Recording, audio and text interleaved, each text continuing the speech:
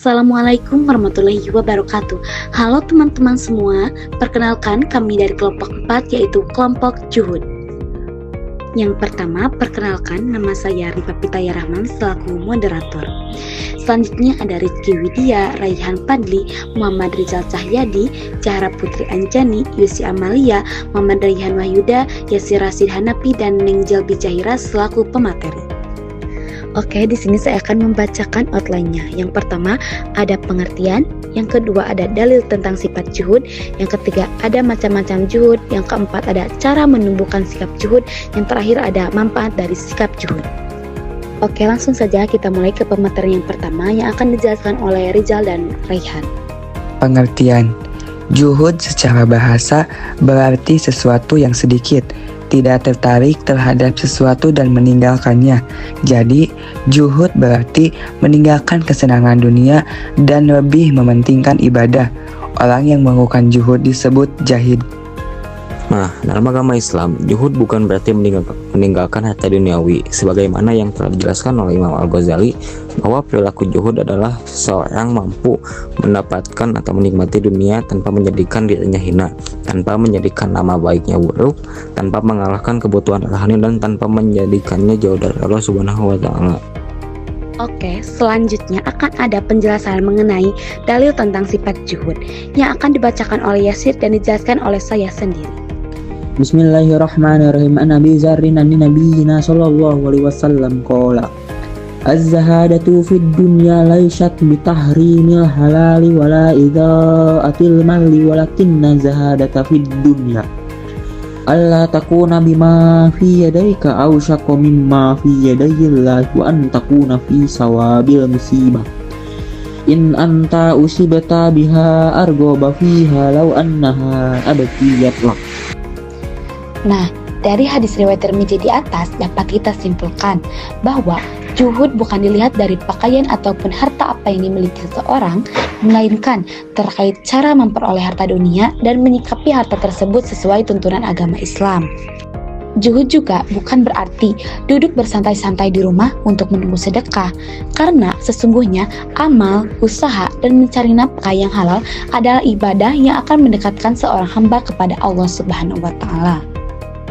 Oke, untuk materi selanjutnya yaitu macam-macam juhud akan dijelaskan oleh Rizky Widya, Nengjel, dan Yusi. Macam-macam juhud. A. Juhud terhadap hal haram, yaitu wajib hukumnya atau fardu ain bagi setiap muslim. B. Juhud terhadap hal subhat, tergantung tingkat kesubhatannya, bisa wajib atau sunnah. Dan C. Juhud terhadap hal mubah atau berlebihan, meninggalkan hal-hal yang tidak bermanfaat atau berlebihan seperti makanan, pakaian, pembicaraan, dan pergaulan. Berdasarkan tingkatan Ibrahim bin Adam, juhud wajib, meninggalkan perkara haram. Juhud utama, sunnah, meninggalkan perkara mubah, halal yang berlebihan. Juhud keselamatan, meninggalkan perkara yang mengalihkan perhatian dari mengingat Allah. Berdasarkan sikap batin, juhud secara batin yaitu hati yang sangat yakin pada janji Allah dan tidak terikat dengan dunia. Juhud secara lahiriah, hidup sederhana dan tidak berlebih-lebihan dalam konsumsi. Nah, untuk materi cara menumbuhkan sikap juhud akan dijelaskan oleh Zahra. Cara menumbuhkan sikap zuhud. Yang pertama, mengingat bahwa Allah Subhanahu wa Ta'ala akan meminta pertanggungjawaban atas segala perbuatan yang telah dilakukan di dunia. Artinya, kita sadar semua perbuatan di dunia ini akan dipertanggungjawabkan di akhirat. Jadi, kita lebih berhati-hati dalam bersikap dan bertindak. Yang kedua, menyederhanakan hal-hal yang bersifat duniawi. Maksudnya tidak berlebihan dalam mengejar harta, gaya hidup, atau kesenangan dunia. Yang ketiga, meyakini bahwa kehidupan akhirat adalah tujuan, sehingga dunia dijadikan ladang akhirat. Dunia itu sementara, akhirat yang kekal. Jadi dunia dijadikan tempat untuk menabung pahala, bukan tujuan akhir. Yang keempat, menyadari bahwa kenikmatan yang ada di dunia dapat menjadikan diri kufur nikmat, sehingga membuat berpaling dari Allah Subhanahu wa Ta'ala. Kalau terlalu cinta dunia, bisa jadi lalai, sombong, atau tidak bersyukur. Maka harus tetap ingat Allah saat mendapat nikmat. Yang terakhir, memperbaiki ibadah dan menyempurnakannya. Zuhud bukan berarti meninggalkan dunia, tapi memperkuat hubungan dengan Allah Subhanahu wa Ta'ala lewat ibadah yang lebih baik dan konsisten. Dan untuk materi yang terakhir yaitu mengenai manfaat dari sikap juhud akan dijelaskan oleh Raihan Fatmi. Manfaat dari sikap juhud. A. Hidup tenang dengan tidak memikirkan hal-hal duniawi. B. Dapat mengontrol diri dari hidup boros atau berpoya-poya. C. Lebih khusyuk dalam melakukan ibadah. D. Mudah menerima keadaan dengan lapang dada. E. Menjalani hidup dengan sederhana dan penuh dengan keikhlasan. Demikian materi yang dapat kami sampaikan. Untuk selanjutnya, mari kita simak video mengenai contoh pengaplikasian dari sikap juhud di lingkungan sekitar.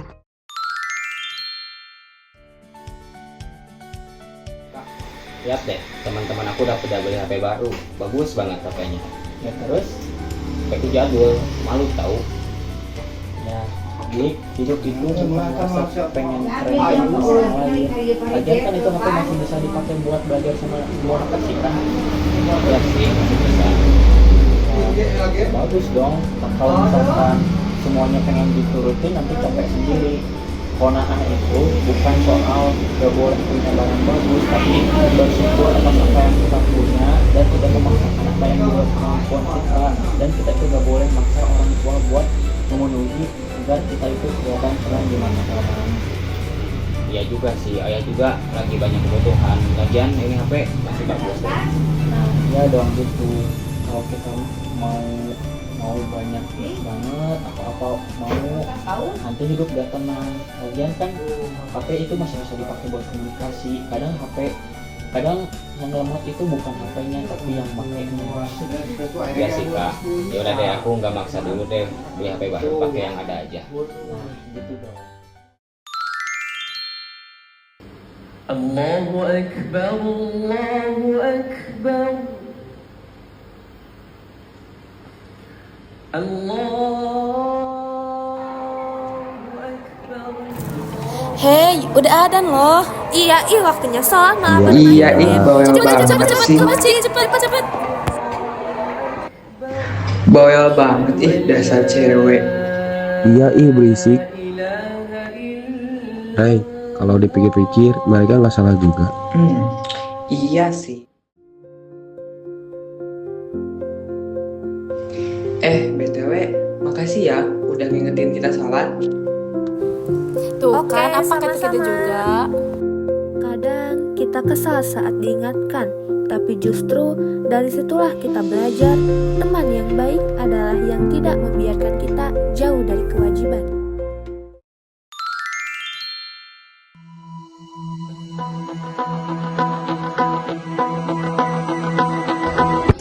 Palingan dia mah orang pakai duit. Yang gitu, kita tuh gak boleh berprasangka buruk kepada orang lain. Kamu ingat gak hadis ini? Jauhilah berprasangka buruk, karena prasangka buruk itu adalah perbuatan yang paling keji. Hadis riwayat Al-Bukhari. Makanya kita tuh jangan iri dengki dan berprasangka buruk kepada orang lain.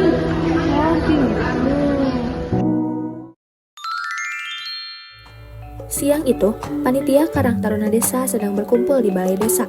Mereka sedang menyeleksi beberapa proposal kegiatan untuk lomba 17 Agustus. Setiap proposal akan dinilai secara adil karena keputusan mereka menyangkut kepercayaan warga. Oke hadirin sekalian, jadi di rapat kali ini kita akan menentukan proposal kegiatan mana yang akan diserahkan.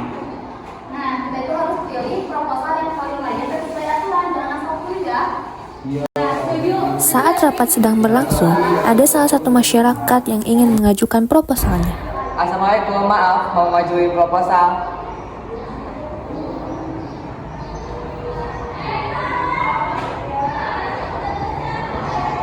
Kalau proposal aku diloloskan, nanti ada ucapan terima kasih buat kamu. Kadang, godaan datang saat kita punya kekuasaan. Ketua, tadi dia ngomong apa? Tadi mau proposalnya diloloskan, nanti ada ucapan terima kasihnya. Seriusan? Lumayan tuh kalau yang terima. Ih, tapi kan itu gak bener. Gak boleh ada sogokan. Kita harus adil. Iya benar. Di sini kita kan harus mengutamakan kejujuran, jangan menunda yang satu ini. Iya itu. Astagfirullahaladzim. Ya udah kamu ngomong lagi aja ke sana. Kita dan nerima itu kita akan nilai sesuai apa yang itu yang proposalnya ajuin. Iya benar. Oke ya. Hei. Maaf ya. Di sini kami tidak menerima ucapan terima kasih apapun. Di sini kami mau menilai proposal kegiatan ini sesuai dengan kriteria penilaian kami seadil-adilnya. Oke udah. Sikap zuhud dalam kewarganegaraan bukan berarti tidak punya jabatan atau harta, tapi tidak menjadikan dunia sebagai tujuan utama.